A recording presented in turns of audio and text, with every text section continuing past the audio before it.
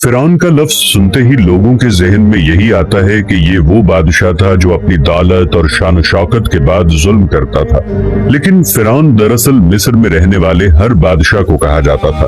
یعنی ہم اردو میں اگر بادشاہ کا لفظ استعمال کرتے ہیں تو وہ اپنی زبان میں بادشاہ کو فرعون کہتے تھے۔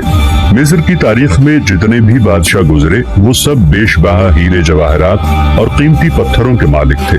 کوئی انہیں ذرا سی بھی تکلیف پہنچائے یا ان کی شان میں گستاخی کرتا تو وہ اسے مار دیتے تھے۔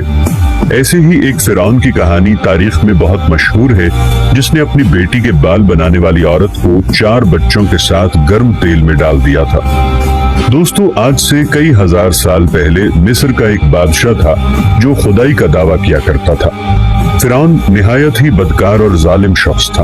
اس زمانے میں اللہ تعالیٰ نے حضرت موسیٰ علیہ السلام کو پیدا فرمایا۔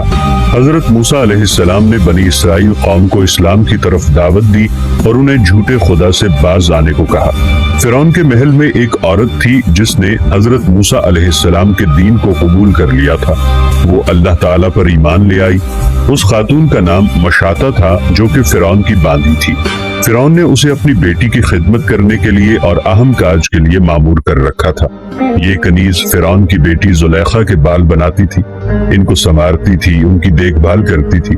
ایک دن کنگھی کرتے ہوئے اس کے ہاتھ سے کنگھی گر گئی تو خادمہ نے بے اختیار بسم اللہ کہا، جس پر زلیخا نے کہا کہ یہ تو میرا باپ ہے۔ جس پر خادمہ نے کہا، نہیں، یہ آپ کا نہیں بلکہ ہمارا خدا ہے جس نے آپ کو، ہمیں اور آپ کے بابا کو پیدا کیا۔ جس پر فرعون کی بیٹی نے کہا کہ یہ میں اپنے بابا کو بتاتی ہوں۔ جس پر خادمہ نے کہا، ہاں بے شک۔ اس کے بعد فرعون کے دربار میں خادمہ کی بچوں سمیت حاضری ہوئی۔ فرعون نے کہا کہ کون ہے تیرا رب؟ بتا مجھے ذرا، تو نے کیا کہا میری بیٹی سے؟ خادمہ نے اس وقت بھی کہا کہ مجھے پیدا کرنے والا میرا اللہ ہے جس نے مجھے اور آپ کو بھی پیدا کیا ہے، یہ دنیا بھی اسی کے دم سے ہے۔ اس پر فرعون کو غصہ آ گیا اور اس نے کہا، میں تجھے تیرے بچوں سمیت گرم تیل میں ڈال دوں گا۔ خادمہ چونکہ مسلمان تھی وہ ڈٹی رہی۔ اس نے کہا، بے شک، لیکن میرا خدا میرا اللہ ہی ہے۔ یہ سننے کے بعد فرعون نے اپنے محل کے باہر ایک جگہ پر کھلے عام تیل کی بڑی کڑاہی رکھوائی جس میں تقریباً 80 کلو تیل خوب گرم آگ پر پکوایا تاکہ خوب کھول جائے۔ جب تیل اچھی طرح گرم ہو گیا تو عورت کے سب سے بڑے بیٹے کو اس میں ڈالا، پھر دوسرے اور پھر تیسرے۔ اس عورت کا چوتھا بیٹا دودھ پیتا بچہ تھا جو اس وقت ماں کی گود میں سینے سے لگا ہوا تھا۔ فرعون کے دوسرے خادموں نے بچے سے ماں کو چھینا تو تاریخ بتاتی ہے کہ بچہ قدرتی بول پڑا، ماں تو پریشان نہ ہو، ہم حق پر ہیں، ہمیں کچھ نہیں ہوگا۔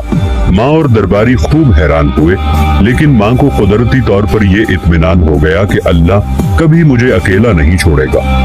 جب چوتھے بیٹے کو بھی آگ میں ڈال دیا گیا تو فرعون نے خادمہ سے کہا، ابھی بھی تیرے پاس وقت ہے، بتا کیا کہتی ہے، کون خدا ہے؟ پھر بھی اس نے کہا کہ اللہ ہی ہے، لیکن ساتھ ہی خادمہ نے کہا، میری ایک آخری خواہش ہے، مجھے لگتا تو نہیں ہے کہ تم میری بات مانو گے۔ فرعون نے کہا، تیرا واقعہ پورا مصر یاد کرے گا، بتا کیا چاہتی ہے؟ اس نے کہا، میں اپنے بچوں سے جدا نہیں ہونا چاہتی ہوں، مرنے کے بعد بھی اپنے بچوں کے ساتھ زندہ رہنا چاہتی ہوں۔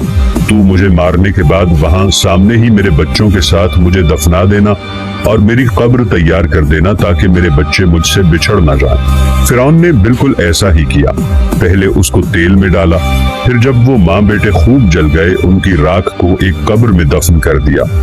اگر وہ چاہتی تو اپنے معصوم بچوں کو اس جلتے ہوئے تیل میں ڈالنے سے بچا سکتی تھی، اس کے بدلے اس کو محض زبانی ایک کلمہ کفر ہی تو پڑھنا تھا اور بعد میں وہ پھر کلمہ پڑھ لیتی، لیکن جان بچانے کی خاطر بھی وہ یہ کفر نہیں کر سکتی تھی۔ اس خاتون کو یقین تھا کہ اس کے پاس جو کچھ بھی ہے اس کے رب کے پاس اس سے بھی زیادہ ہے۔ اس واقعے کے 2000 سال بعد اس دنیا میں ہمارے پیارے نبی سرکار دو عالم صلی اللہ علیہ وآلہ وسلم تشریف لے آئے۔